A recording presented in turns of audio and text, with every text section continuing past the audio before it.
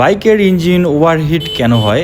Normally আমাকে রোজ অনেকেই একটা বিষয় প্রশ্ন করে, ভাই আমার বাইকের ইঞ্জিন অতিরিক্ত গরম হচ্ছে, এর কারণ কি বা কীভাবে ঠিক করবে, সমাধান কিভাবে করব ভাই, বাইক এত গরম হচ্ছে যে বাইক রাইড করা যাচ্ছে না। তো আজকে চলে আসছি আপনাদের জন্য এই বিষয়ে ভিডিও নিয়ে। তো সর্বপ্রথম আপনাদেরকে একটা কথা বলি, সেটা হচ্ছে বাইকের ইঞ্জিন এইটা কিন্তু গরম হবেই। দেখেন, নর্মাল হিট এক বিষয় আর ওভারহিট এক বিষয়। যদি আপনার বাইকের ইঞ্জিন স্বাভাবিক যে গরম হওয়াটা এরকম থাকে, তাহলে আপনার বাইকের ইঞ্জিন পারফেক্ট আছে, আপনার কোনো ভুল নাই রাইডিং স্টাইলে বা অন্যান্য যে বিষয় আছে। কিন্তু যদি আপনার বাইক ওভারহিট হয়, ধরেন আপনি রাইড করতেছেন, আপনি পাও রাইখা বাইক চালাইতে পারতেছেন না, পায়ে অনেক অস্বস্তি ফিল হচ্ছে, গরম হাওয়া লাগতেছে, সেক্ষেত্রে বুঝতে পারেন আপনার বাইকের ওভারহিট হচ্ছে বা আপনার বাইকের পারফরমেন্স ডাউন হয়ে গেছে।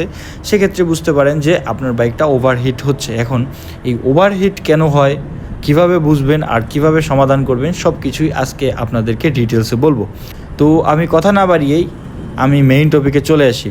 তো আমাকে যারা প্রশ্ন করেন যে ইঞ্জিন ওভারহিট কেন হয়, তো আমি সর্বপ্রথম কিছু কারণ বলি ওভারহিট হওয়ার।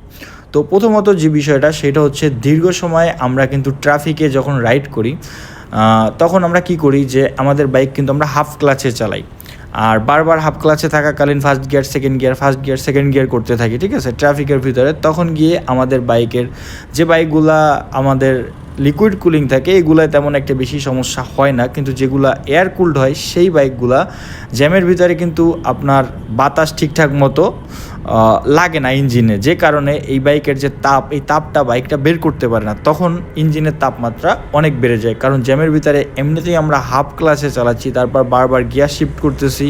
এখন লিকুইড কুলিং ইঞ্জিন তো ঠিক আছে, কিন্তু এয়ার কুলড ইঞ্জিন কি হয়, ওর যে পরিমাণ বাতাস দরকার ও সেই বাতাসটা পাচ্ছে না। তখন কি করবে, এই তাপ তো সে ঠিক মতো বের করতে পারতেছে না, কারণ ও ঠান্ডা বাতাস না পাইলে কীভাবে কী করবে, যে কারণে গিয়ে ইঞ্জিন গরম হয়ে যায়। এরপরে যে কারণ, সেটা হচ্ছে ইঞ্জিন অয়েল।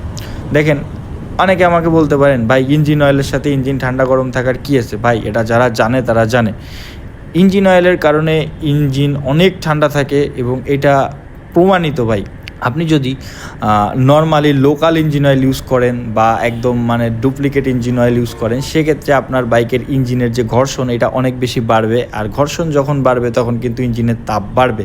এক্ষেত্রে এই জন্যই কোম্পানিগুলো বলে সবসময় অথরাইজড এবং ভালো মানের ভালো ব্র্যান্ডের ইঞ্জিন অয়েল ইউজ করতে হয়। তো আপনি যদি normally local engine oil use করেন, সেক্ষেত্রে আপনার বাইকের ইঞ্জিনের তাপমাত্রা তো বাড়বেই, ভবিষ্যতে আপনার ইঞ্জিনের জন্য এটা আরও অনেক বড় ক্ষতির কারণ হতে পারে।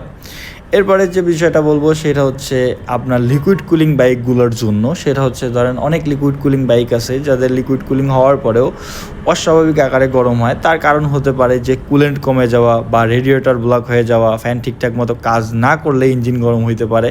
তো এইটা নর্মাল বিষয়, চেক করে নিলে সমাধান হয়ে যাবে। আর লিকুইড কুলিংয়ের বাইকগুলো এইসব বিষয়ে তেমন একটা প্যারা খাইতে হয় না। এরপরে যে বিষয়টা বলবো, সেটা হচ্ছে যে এয়ার ফিল্টার। এখন বলতে পারেন, ভাই এয়ার ফিল্টারের সাথে ইঞ্জিন গরম হওয়ার সম্পর্ক কোথায়? আমি আপনাদেরকে ডিটেলসে বলতেছি।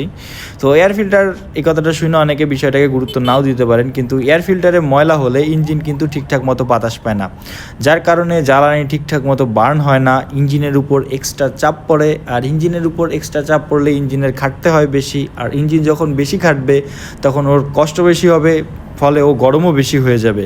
তো এই একটা রিজন গেল। এরপরের যে রিজন, এইটা অনেকেরই হয়, অনেকের সাথেই হয় এবং এইটা আমি 100% বিশ্বাস করি, সেটা হচ্ছে ভুলভাবে বাইক চালানো বা ভুলভাবে বাইক আরপিএম মেনটেন না করে চালানো, ঠিকঠাক মতো কোন গিয়ারে কীভাবে চালাইতে হবে এইটা না মাইনা চালানো। দেখেন অনেকেই আছে আমাদের ভিতরে, ইভেন আমি তার ভিতরে আমারে নিজেরাও ধরতে পারি, কারণ সব সময় একই রকমভাবে একই রাইডিং স্টাইল ফলো করে না।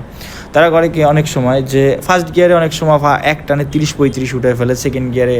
তো এইভাবে যারা বাইক রাইড করে, এদের বাইকের আপনার নর্মাল বাইক রাইডিংয়ের থেকে এরকমভাবে বাইক যখন রাইড করবেন, তখন ইঞ্জিনের অনেক পরিশ্রম করতে হয়। কারণ ফার্স্ট গিয়ারে যদি আপনি বাইক 40-50 উঠায় ফেলেন, তখন কিন্তু আপনার বাইক সেইভাবে আপনার তেল বাতাস এগুলাকে মিক্স করে যখন ও আপনার স্পিড গেইন করতে যায়, তখন কিন্তু ওর অনেক বেশি পরিশ্রম করতে হয়। আর এই পরিশ্রমের ফলে ও কী হয় যে আপনার স্পিড তো ঠিকঠাক মতো তুইলা দেয়, কিন্তু আপনার আরপিএম হাই থাকে, বারবার গিয়ার পরিবর্তন হয়, যে কারণে বাইকের ইঞ্জিন অতিরিক্ত গরম হয়ে যায় বা অল্প সময়ে গরম হয়ে যায়। তো এইটা আমাদের আর একটা ভুল হইতে পারে, যে ঠিকঠাক মতো গিয়ার বা অতিরিক্ত আরপিএমে বাইক চালানো শুরু থেকেই। তো আমাদের মেইনলি এই বিষয়গুলো ফলো করা উচিত। এরপরে যে বিষয়টা সেটা হচ্ছে মেকানিক্যাল সমস্যা হতে পারে, অনেক সময় বাইকের ভালভ ক্লিয়ারেন্স ঠিক থাকে না, ক্লাচ স্লিপ করা, ব্রেক আটকে থাকা। ব্রেক আটকে থাকা বলতে অনেককে বুঝে না, আমি আপনাকে বুঝাই। অনেক সময় কি আমাদের ডিস্ক বাঁকা থাকে বা আমাদের টায়ারে হাওয়া কম থাকে, সেক্ষেত্রে হয় কি যখন চাকাটা ঘুরে তখন ইঞ্জিনের অতিরিক্ত শক্তি খরচ করতে হয়। আর যখন ইঞ্জিন অতিরিক্ত শক্তি খরচ করবে তখন ইঞ্জিন কিন্তু গরম হবে, এটা স্বাভাবিক ব্যাপার। আমরা যদি একটু আমার যতটুকু কাজ করার ক্ষমতা আছে তার থেকে একটু বেশি কাজ করি তখন কিন্তু আমরাও ঘেমে যাই বা আমাদেরও অনেক বেশি গরম লাগে, তো স্বাভাবিক ইঞ্জিনের সাথেও। আর ইঞ্জিন তো এমনিতে গরম হবেই, তো সেক্ষেত্রে যখন ওর কাজের থেকে একটু বেশি চাপ পড়তেছে তখন আর একটু বেশি গরম হচ্ছে।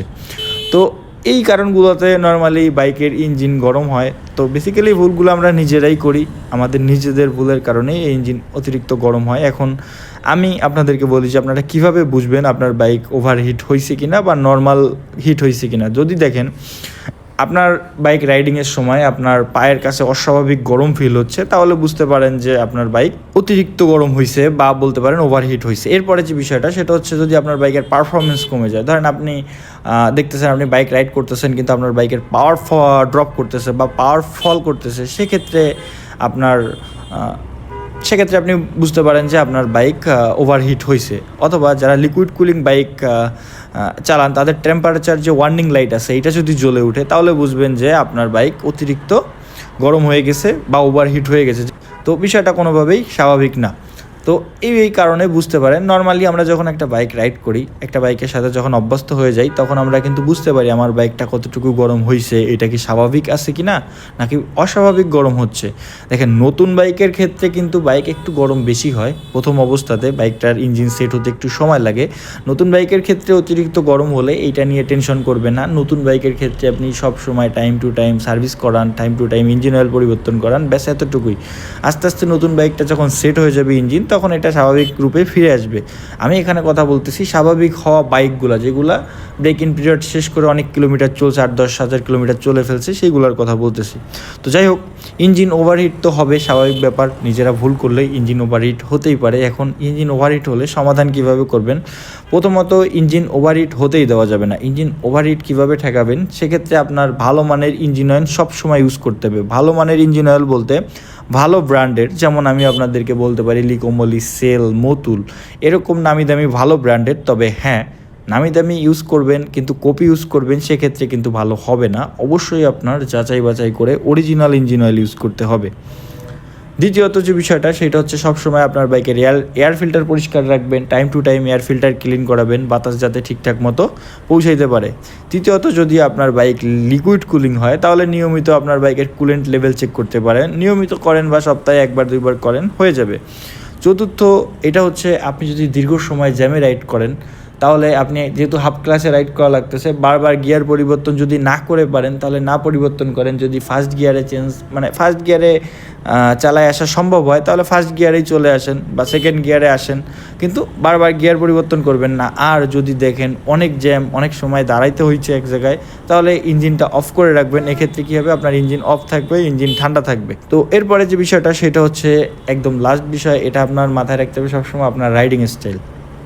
আপনি যদি বাইকে অতিরিক্ত রেভ করেন, অতিরিক্ত আরপিএমে রাইড করেন, তাইলে আপনার বাইক একটু গরম হবেই।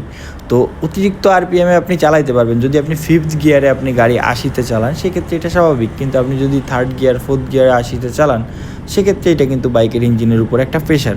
তো সবসময় চেষ্টা করবেন আপনার গিয়ারের সাথে স্পিড উঠানোর। ফার্স্ট গিয়ারে একটা স্পিডে থাকবেন, সেকেন্ড গিয়ারে একটা স্পিড, থার্ড গিয়ারে একটা স্পিড, আস্তে আস্তে উঠাবেন।